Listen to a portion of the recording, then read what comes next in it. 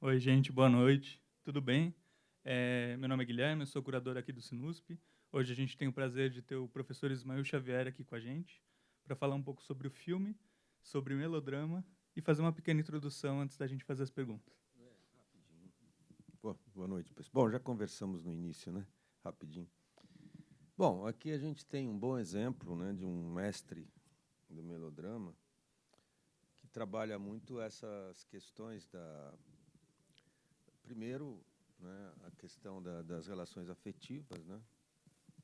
E a gente tem uma situação típica na qual a protagonista, né?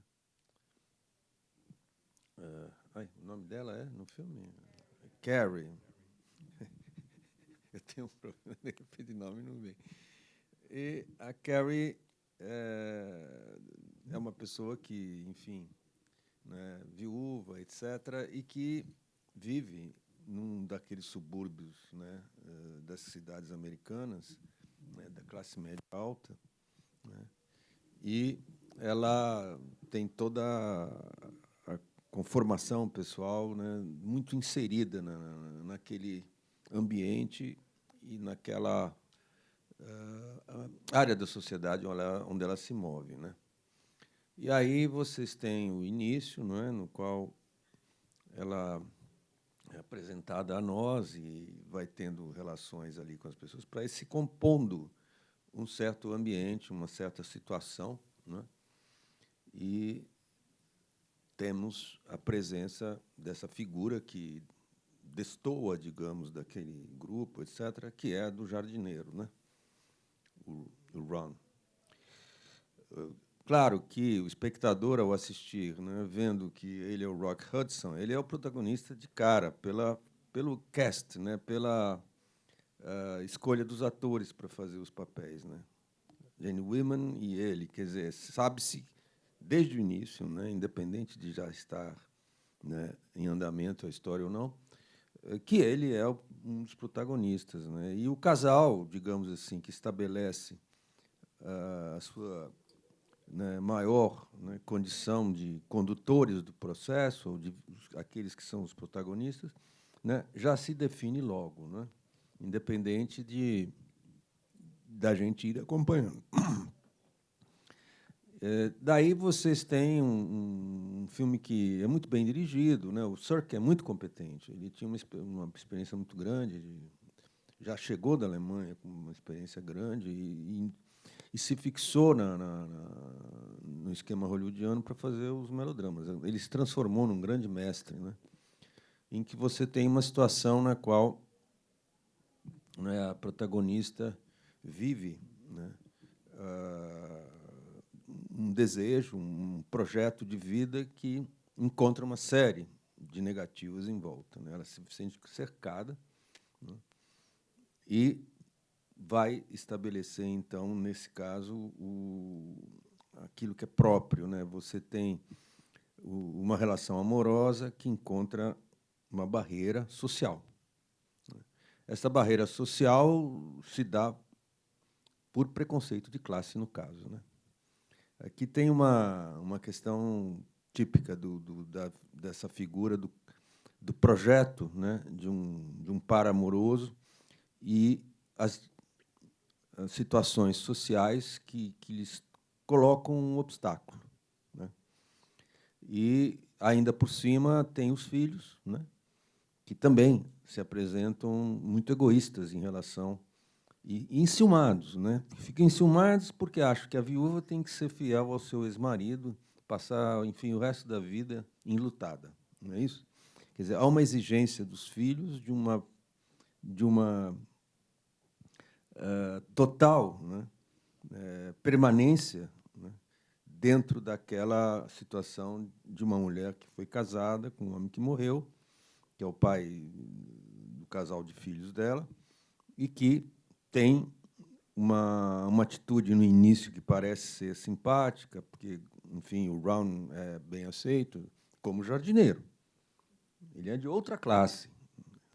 Aí, no momento em que se configura o desejo do casamento, eles ficam completamente, né, em oposição, e tratam de reivindicar as coisas mais variadas, inclusive uma coisa extremamente apelativa, que é, né, invocar a memória do pai morto. Né? Tipo assim, não, o pai morreu, você é viúva para o resto da vida, a vida acabou para você. Nosso pai está acima de tudo isso. Ou seja, há um motivo nos jovens que vai além da questão de classe, vai também nesse plano afetivo, né, e moral. Porque o grande problema dos melodramas são questões de ordem moral. Né? A questão da moralidade é fundamental. Né? E tem aqui esse jogo o tempo todo, né, com relação a aquilo que ela, né, teria de uma proposta que significa, para diferentes pessoas, uma certa traição, uma certa, né, enfim, um pecado, vamos dizer, uma coisa a ser condenada. Né? E é engraçado porque há um momento, né, em que você está assistindo o filme e você acha que a questão, que é muito também comum nesse tipo de filme, que é a do final feliz, né, está fora, vai virando, eles têm que chegar ao máximo, né, da distância em relação a esse desejo, né, da protagonista e do protagonista, os dois, né, o Ron e ela. Então, tem um processo, né, de criar obstáculos.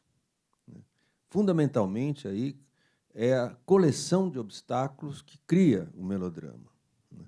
Porque o desejo do casal, né, principal está sendo, né, boicotado, está sendo subtraído, né, na sua resolução pelo mundo que está à volta, por vários motivos. Você vê que vai se adicionando, vocês veem que ele vai tornando cada vez mais longe a perspectiva de uma aceitação. Né? Ele tem que levar até o ápice, né, os obstáculos. Criar, assim, uma situação de que parece verossímil a desistência dela. Né? Claro que, tendo em vista que a gente está assistindo a um filme que, digamos assim, está se configurando como um filme de um certo gênero, né, haverá sempre, né, no espectador essa ideia de que, bom, vai acabar dando certo, tem que dar, porque não é possível que não dê certo, porque senão o filme não está, né, cumprindo, né, as regras do seu próprio gênero, né, dramático. Mas, na verdade, poderia também, porque muito melodrama tem esse final trágico, tal, e a coisa ocorre um pouco dentro dos mesmos esquemas do enredo melodramático. Vocês veem que o enredo vai compondo uma pilha de obstáculos que vai se somando, né? Porque tem que fazer com que as dificuldades cheguem a um ponto máximo para que depois haja, né, a virada na curva e as coisas acabem se resolvendo. Né? Há momentos em que há um desejo de que o espectador perca aquela certeza de um final feliz. Né? Tem que chegar... Daí a questão do melodrama é a questão do exagero. Né? Todo mundo marca muito essa espécie de situações nas quais existem questões e dramas, né, que são trabalhados com um senso muito forte de exagero, digamos assim, de um excesso, né, de obstáculos ou de sentimentos, né? E, na verdade, a questão dramática vai se configurando. Ao mesmo tempo, o filme tem um nome que é curioso, né? Tudo que o céu permite, né? Que pode significar? Há um momento que pode significar isso. Bom, o céu não permite esse casamento, né? Porque não é possível, moralmente, né? Moralmente, dentro da visão dos filhos, dentro da visão das pessoas, da classe dela, etc., os amigos, amigas, né, oscilam muito no processo. Né? Tem umas pessoas que são mais abertas, com um tipo de postura pessoal de maior solidariedade e não tem aquele moralismo exagerado, porque toda a questão está no fato de que ela quando diz aos filhos que é possível que ela mude dali, que ela saia dessa casa, aí então o mundo vem abaixo, né? O mundo vem abaixo, né? Porque aí também, além de todos os aspectos afetivos, tal, tem a questão de classe muito presente nesse filme, né? E não é só nesse, né? Essas questões relacionadas com uma atitude de classe, né? Impedindo a relação amorosa entre duas pessoas. E aí, no caso, como em todo melodrama, tem esse processo, que vai no ápice, e depois é que vai a virada para que haja, no caso, uma experiência bem-sucedida e os dois vão acabar terminando juntos, né?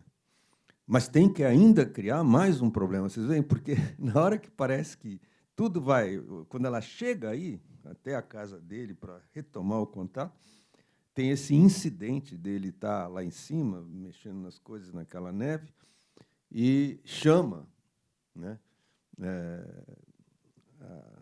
Como é que é o nome dela? Karen. Eu tenho coisa. A Karen chama, ela não ouve. Ali se cria uma situação e ele cai de tal forma que muito espectador, pô, fala, morreu, né? Não, a queda dele, a maneira como fica lá destacado, né? Já fala, poxa vida, realmente não deu mesmo, não dava. Mas não, né? Ele vai ser tratado, e daí depois tem um momento que ela tem ele lá, né, deitado, e o sujeito dizendo que ele tem que ficar quieto, porque está passando por uma situação muito grave, e tal, então que é preciso tomar cuidado. Tudo é feito para o espectador ter que adiar, né? E é uma das coisas que acontece, né? É muito difícil um espectador que não esteja torcendo pelo casal, né? A questão amorosa ali fica muito acima de tudo, tal. E no caso do melodrama sempre é fundamental a radicalidade dos conflitos e das inversões de caminho no processo dramático, né? Porque aí fica mesmo uma coisa para deixar o espectador, né? Por exemplo, tem os fofoqueiros, tem sempre os comentadores, né? Personagens que estão lá para solapar a felicidade dos protagonistas, né? Tem tudo contra, né? E é curioso que o espectador tem que lembrar o nome do filme, né? O que é isso? Tudo que o céu permite, né? É um título muito religioso, né? E aqui, né, fica aquela dúvida no espectador, mas com esse título, será que vai ser um final infeliz total, não sei o quê, uma verdadeira tragédia? Ou será que o céu permite que eles fiquem juntos, né? Um certo tipo de senso comum, né, levaria à ideia de que esse título tem um quê de otimista nessa autêntica relação de amor, que isso que é o fundamental. Ela é autêntica, ela não tem nenhum vício na relação entre eles, né? Inclusive, não há... Vocês repararam que não há muito erotismo entre os dois, né? Há sugestão o tempo todo, mas não tem assim nenhuma situação de grande, né, erotismo para estabelecer a questão da sexualidade muito presente, né? A relação de amor, né, tem que ser tratada num plano assim do afeto, né, e da paixão, etc., mas comedida, né? Você vê, não há. Imagina, naquele momento, né, anos 50, né, é uma situação em que, no cinema, né, essas coisas tinham que ser trabalhadas com muito cuidado, né? Então, a gente vai vendo como, no esquema melodramático, né, existe uma galeria de tipos, né? Os que se opõem por tais e tais motivos, os fofoqueiros, a questão da fofoca também é muito presente, né? E a protagonista e o protagonista tendo que passar uma série de obstáculos, né? Chega um momento que parece que são insuperáveis os obstáculos, até que, enfim, há uma inversão no final, né? E essa inversão é muito rápida. Quando se dá, a inversão tem que ser muito rápida, né? E gera, enfim, um happy ending que nós vimos aqui, né? E tem uma outra coisa importante nesses filmes, é a trilha musical.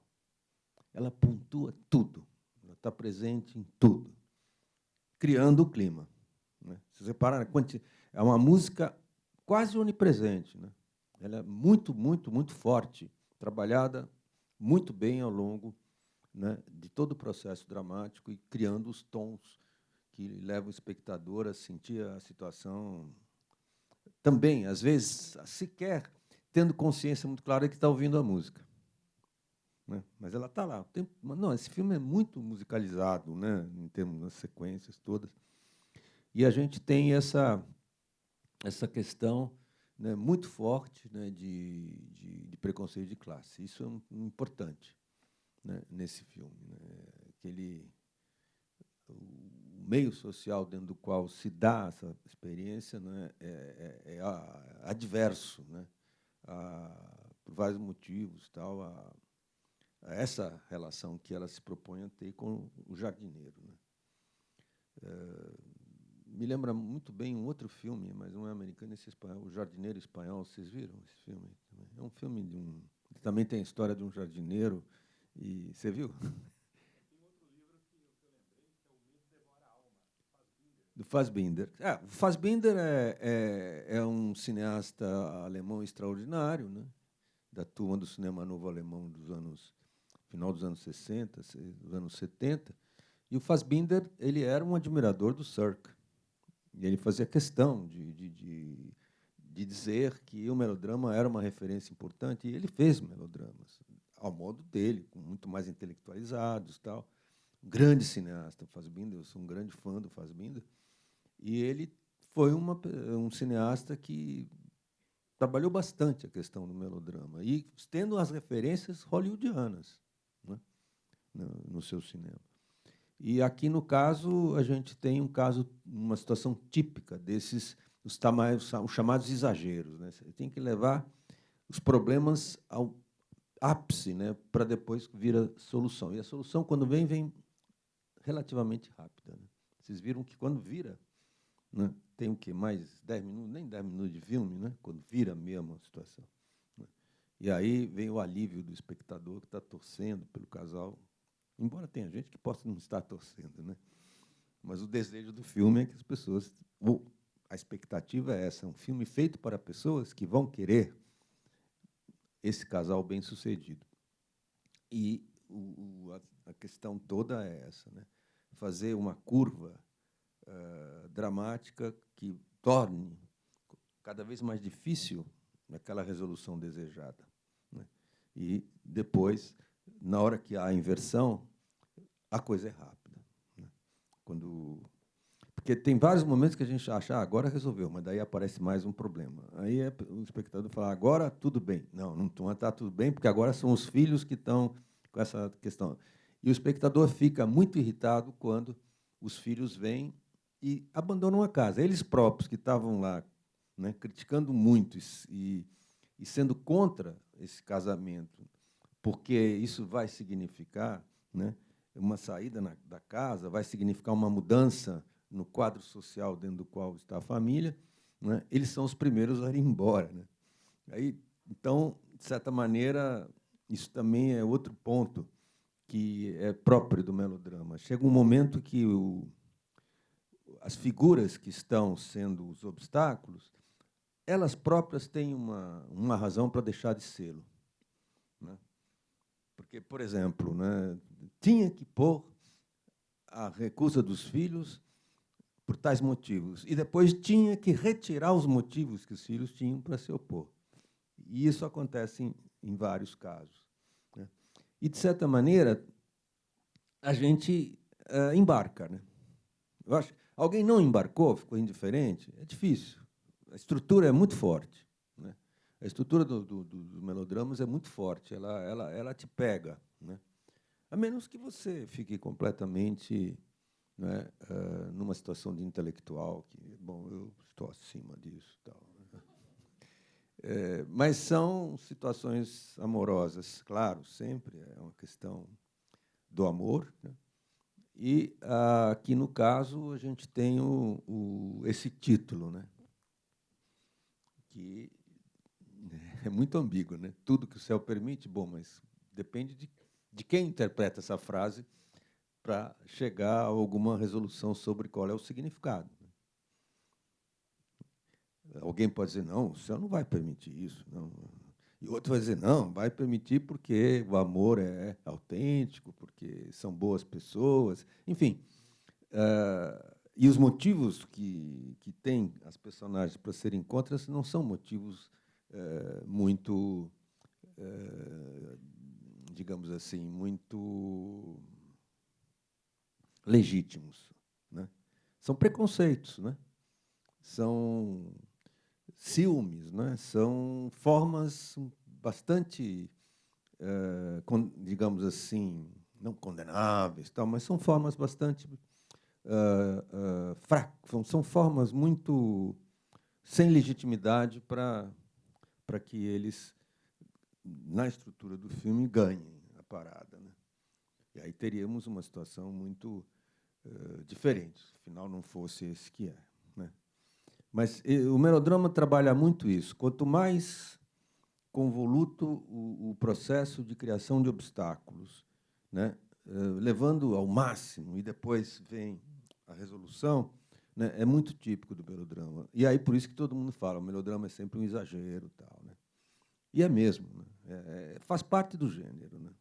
E ele é muito eficiente. Por exemplo, o Sirk, ele trabalha muito bem a direção e a trilha sonora, tudo é muito bem trabalhado para que haja uma força, né, que atinja a sensibilidade dos espectadores que ficam presos à história toda. Tal.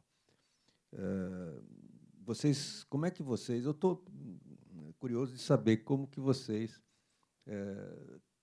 não é o primeiro filme da série, não, é? Esse festival de melodrama ele começou já, né?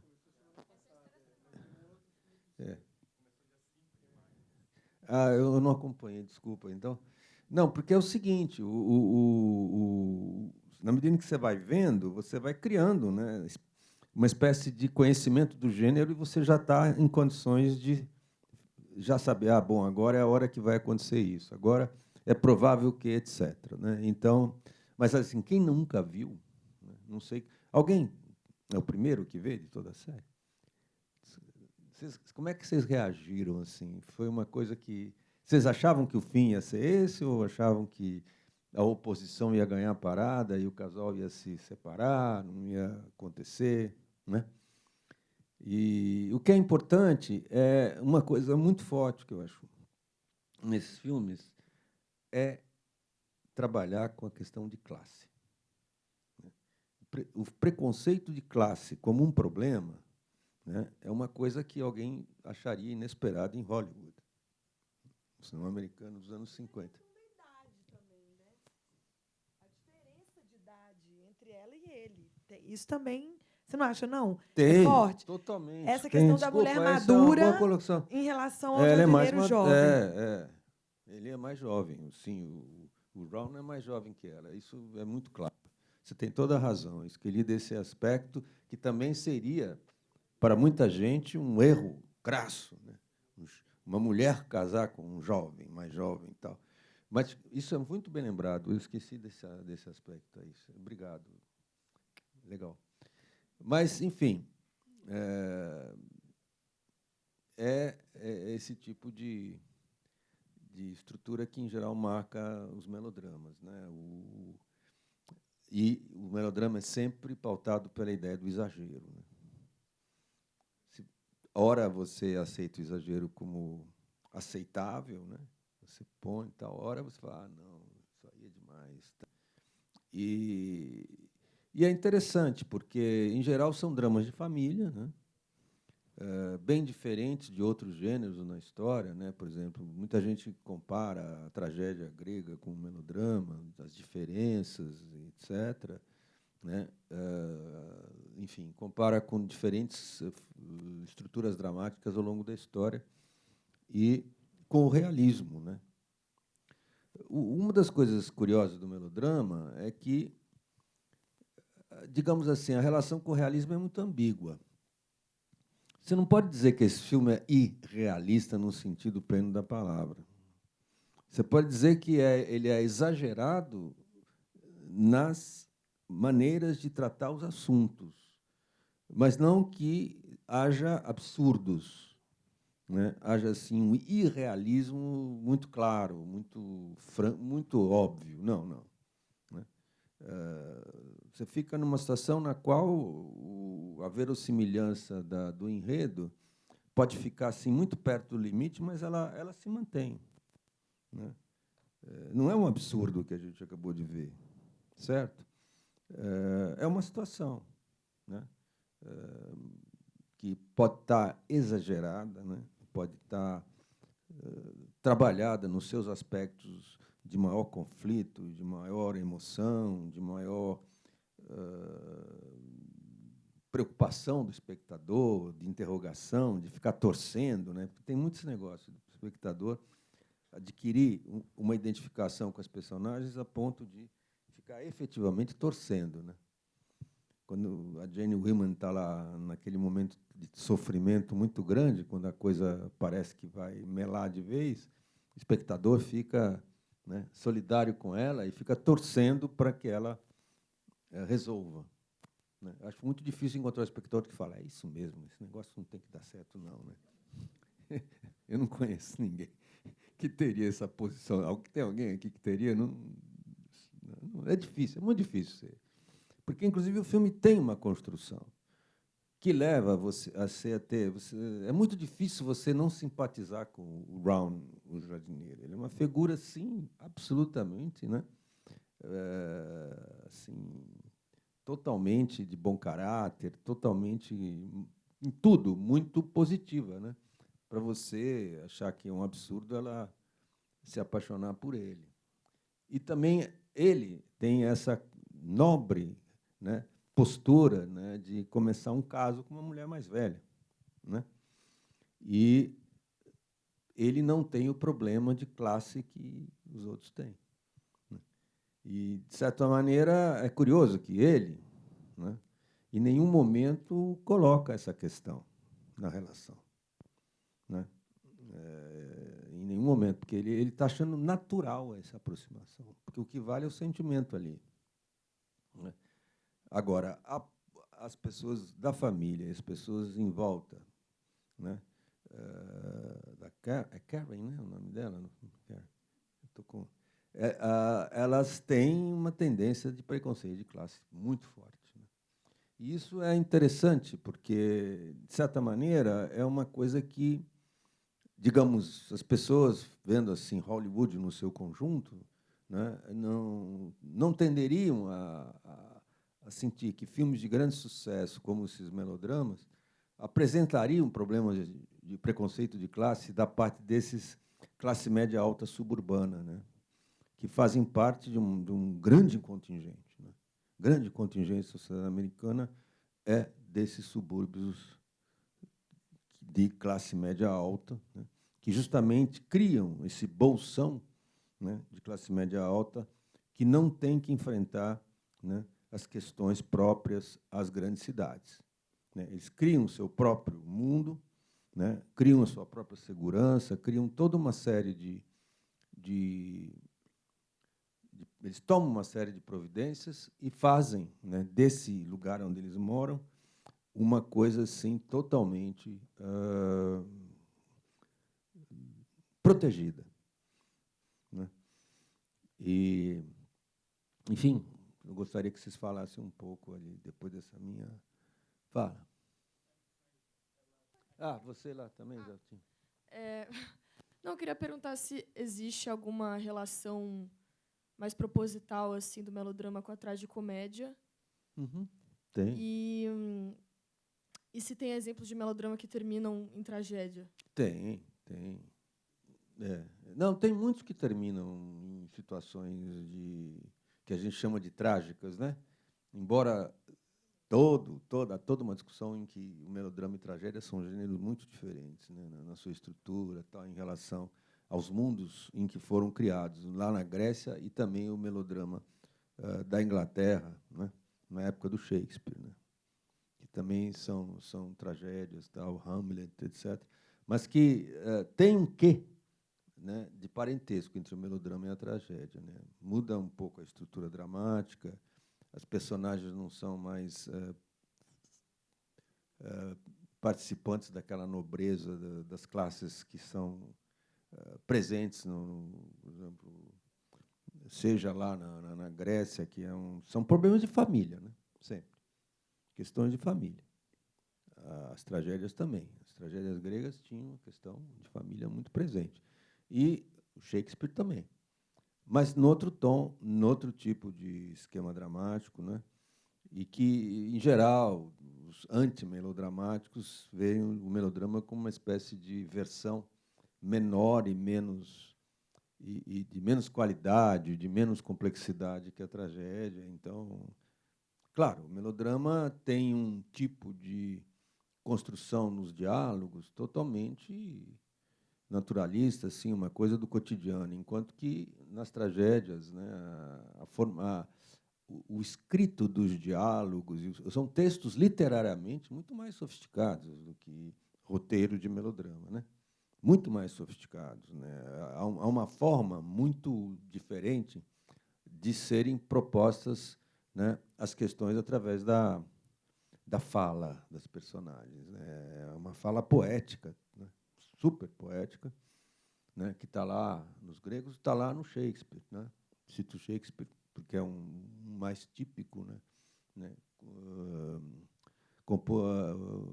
Autor de tragédias também, né? Então, é diferente o status desses gêneros. O que é interessante no caso do melodrama é seu lado assim de cultura burguesa, né? No século XX, e, na verdade, começou antes. Para terem uma ideia, no teatro, foi no final do século XVIII. E, no século XIX, a França, que era assim o país que mais se desenvolveu o melodrama, no século XIX já, lá em Paris, o Boulevard, onde estavam os teatros, né, era assim uma coisa impressionante. Você tinha uma série de teatros, um atrás do outro. Parecia aquela coisa que você tem lá em Nova York, naquela área dos teatros, que você tem numa mesma rua vários teatros, tal. Em Paris tinha uma espécie assim de sequência de teatros que eram, né, lugares onde se exibiam os melodramas, que era uma espécie de indústria cultural mesmo. Tinha uma força econômica incrível, né, porque tinha muito público. Era assim a experiência cultural, estética de maior popularidade e de maior público. Era um público enorme. Então, você tinha uma quantidade enorme de teatros e, assim, formava uma espécie assim de indústria cultural, em termos do volume, né, de negócios que estavam implicados ali, né? E o melodrama francês do século XIX foi muito importante para o desenvolvimento todo, né, desse gênero, né? E isso depois no teatro foi se desenvolvendo até o século XX, né? E o cinema entrou de vez, desde o cinema mudo, né, do cinema silencioso, né, tem melodramas. E tem esse período em que o melodrama, depois da Segunda Guerra Mundial, naquele período 40, 50, teve um momento também de aumentar a sua produção e a sua presença na indústria. E Hollywood foi um lugar onde isso se deu com muita força também, né? E, enfim, depois nós temos as novelas de televisão. As novelas das nossas televisões, até hoje, são herdeiras do melodrama. Entende? A novela da Rede Globo, por exemplo, as novelas todas das diferentes canais, elas têm essa filiação com o melodrama muito nítida, né? E tem aquele processo, no caso da televisão, as novelas, ao contrário dos filmes, os filmes têm 2 horas, no máximo, tal. Os melodramas no cinema é uma história curta. Agora, as novelas, né, a coisa vai se desdobrando, né, de uma forma muito variada e muito longa, né? Você tem novelas duram meses, tal. Se você imaginar a quantidade de tempo que está envolvida ali e comparar com a de um filme, né, é uma coisa impressionante, né? E a novela tem muita eficiência, né? O Brasil é um país, né, que inclusive exportou novelas, quer dizer, houve principalmente no caso da Globo, houve uma competência na construção das novelas, né, do ponto de vista do gênero melodramático, que gerou até, né, exportação. Então, esse gênero ele tem uma história que se prolongou muito até né, próximo de nós, né? Até hoje, as novelas estão aí, né? E tem esse processo, porque uma das coisas importantes do melodrama é você ir complicando. Você tem que ir complicando, você tem que chegar ao máximo da complicação para que comece a desanuviar, né, a experiência dos protagonistas e chegue ao ponto de resolução, né? Como aqui, você vê, na hora que você pensa que está indo bem, de repente vem um obstáculo novo. Aí adia o momento de, né, maior, enfim, pacificação das coisas. Na hora que você pensa que não tem mais nada para acontecer, não tem mais ninguém porque vai dizer qualquer coisa que vai gerar problemas para o casal, vem mais um problema. Então, vai acumulando, né? E esse acúmulo é importante, porque vai gerando um adiamento das resoluções. Isso é muito típico do melodrama, esse adiamento do processo, né? E essa coisa de ficar empilhando novos eventos que vão gerando obstáculos e, de repente, só depois o espectador já está, não tem mais saída, tá? Tudo bem. Na hora que chega ao máximo da expectativa de que não há saída, aparece a saída. E aí a coisa se resolve e temos o final feliz. Alguém mais tem alguma observação? Opa, você tem? Quem mais tem? É você que está controlando melhor que eu aí, né? Oi. Quando o senhor perguntou para a gente se a gente achava que ia ter um final feliz ou um final trágico, eu pensei naquela cena em que a Carrie está lá discutindo com o Ron e ele força, ele estabelece que se tiver que escolher, é ela que colocou nessa situação, né? Então ela diz que ela acaba tudo porque ela não quer ter que escolher ele ao invés dos filhos. Para mim, aquilo é quase uma prova de virtude, assim, de que ela não é egoísta, de que ela faria isso pelos filhos. Aí eu me lembrei de A Imitação da Vida, que a gente tem a Laura Meredith, a protagonista, que também é uma mãe, mas ela negligencia a filha pela carreira de atriz, assim, e ela é punida no final. Então, isso tem a punição. Aqui, no caso, não. A virtude da protagonista vai se definindo claramente. E você vê como é que é. Na hora que você pode até estar achando que os filhos ficaram com ciúme porque pensaram no pai, né? Como é que essa mulher, mesmo que o pai esteja morto, vai ter uma outra relação? Isso aí, para eles, foi uma atitude de ciúme, né? De um certo moralismo meio egoísta, né? De achar que a mãe tem que se sacrificar. E eles já estão bem grandinhos, né? Não são meninos. E o tempo todo ela se refere a ele como the children, mas são tipo dois marmanjos, assim. 2 marmanjos. E aí o que você tem? Você tem, nesse caso, né, uma situação na qual, na hora que você já está achando que está meio sem saída, aí vem uma saída que vem deles, porque ambos vêm e trazem a notícia do seu abandono da casa, que vão fazer a vida deles. Então, ali, marca, diante da própria protagonista, a incoerência deles. O egoísmo deles, de início, se negarem a aceitar esse casamento, e depois, na hora que a vida deles dá uma pequena inflexão, eles pegam, vão e deixam ela lá, tá, entende?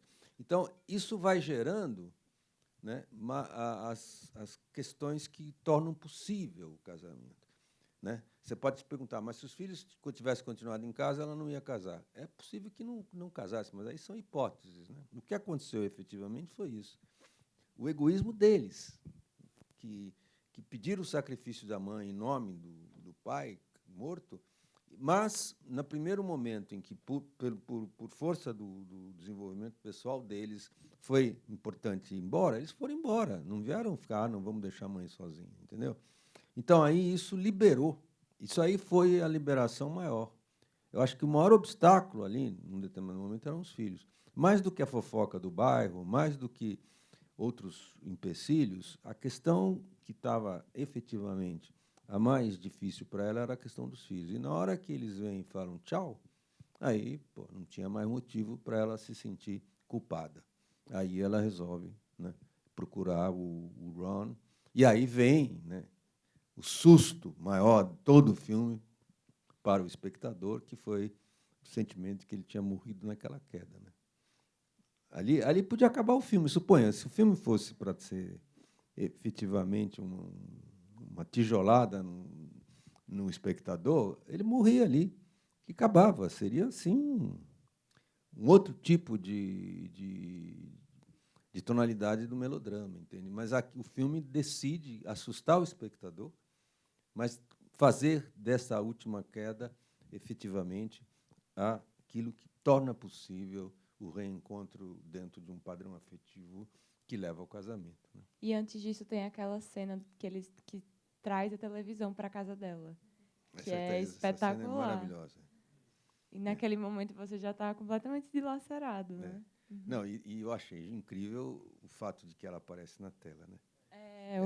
Ela reflete na tela e aí ela se vê na TV, né? Como se ela tivesse se sentindo, agora eu estou num melodrama televisivo aqui, né? Está aí o meu melodrama na televisão agora, né? Não, é muito interessante essa metáfora da TV. E é da TV. Você vê que o cinema daquela época sentiu o peso da invenção da televisão e dos problemas, né, financeiros que isso ia trazer para o cinema, né? A perda de público, tudo aquilo que a televisão, né, foi assambarcando.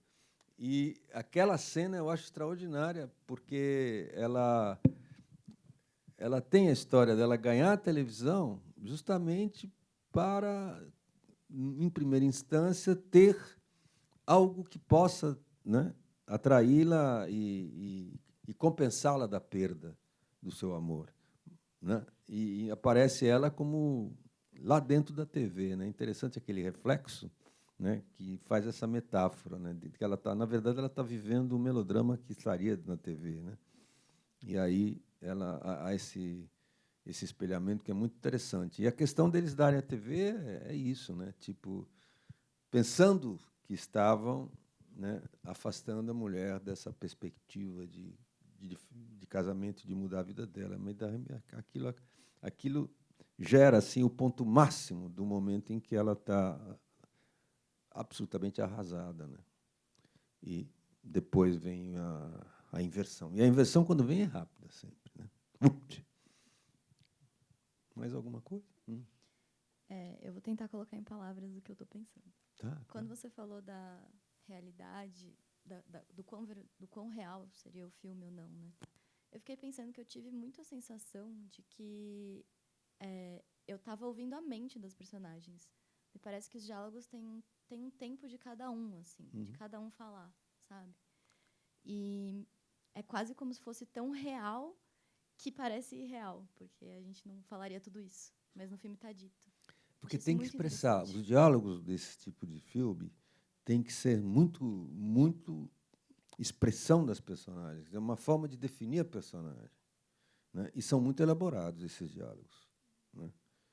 O roteiro é muito, muito elaborado, tal. Então os diálogos são muito elaborados, com objetivos muito claros, né?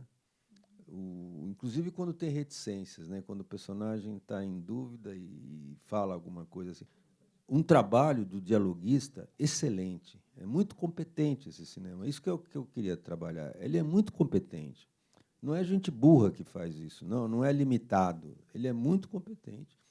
dentro do gênero, E entendeu? as cenas super clichês também, né? Ah, Da Branca de sim. Neve, o cervo lá, aquele final. Eu sei, mas nós estamos nos anos 50. Hoje vai Acho que- aparecer para nós, depois de muitas experiências diante do cinema e da TV, a gente sente mais um clichê. Mas não era tão clichê na época, né? Tem isso também. Tem aspectos de clichê, mas é diferente para um espectador dos anos 50 em relação a nós, que temos hoje uma cultura cinematográfica e televisiva. Eu lembro muito de televisão, porque aqui nós estamos num ambiente de cultura de massa mesmo, né? Porque ali Hollywood ainda não tinha sido atingida muito pela TV, né? E era assim, a grande cultura de massa ainda era o cinema e tal. E depois, quando a TV cresceu na sua audiência, cresceu e virou uma coisa que todo mundo, né, da sociedade tem ou vê, o cinema perdeu o público para a TV, isso sem dúvida, né?